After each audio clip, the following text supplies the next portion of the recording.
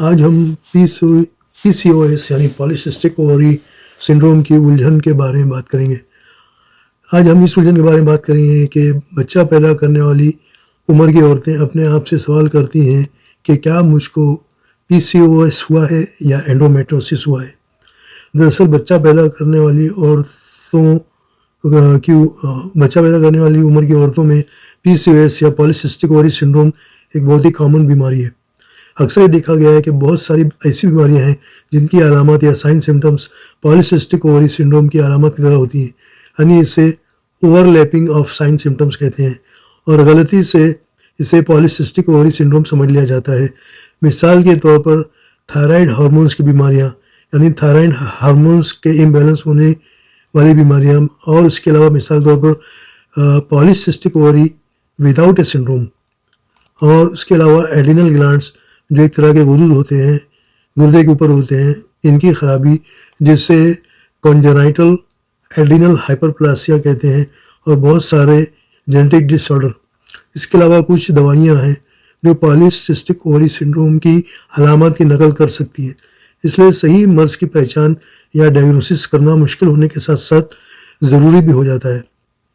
आइए आज ये जानते हैं कि आमतौर से कौन कौन सी कंडीशंस या बीमारियां हैं जो पॉलीसिस्टिक ओवरी सिंड्रोम की तरह नज़र आती हैं। इसमें सबसे पहली जो कन्फ्यूजन वाली कंडीशन है वो है पॉलीसिस्टिक ओवरी विदाउट ए सिंड्रोम, यानी ऐसे मरीज की जांच करने पर पॉलीसिस्टिक ओवरीज दिखाई देगी लेकिन इसका जो सिंड्रोम है वो नहीं होगा, यानी हार्मोन्स का इम्बैलेंस मौजूद नहीं होगा। मिस्टेक होने की वजह ये होती है कि अल्ट्रासाउंड चेकअप करने पर ओवर साइज ओवरीज की एक मोतियों के हार की तरह दिखाई देती है, लेकिन ऐसे मरीजों में कोई और इस किस्म की अलामत नहीं होती है, जिसका मतलब है कि अलामत ना हो तो ये मरीज पीसीओएस का शिकार नहीं है, यानी इस मरीज को पॉलीसिस्टिक ओवरी सिंड्रोम नहीं है। दूसरी जो कंडीशन है वो हाइपरथायरॉयडिज्म एंड हाइपोथायरॉयडिज्म। ये एक परेशानी दूसरे नंबर मरीज और डॉक्टर दोनों के लिए।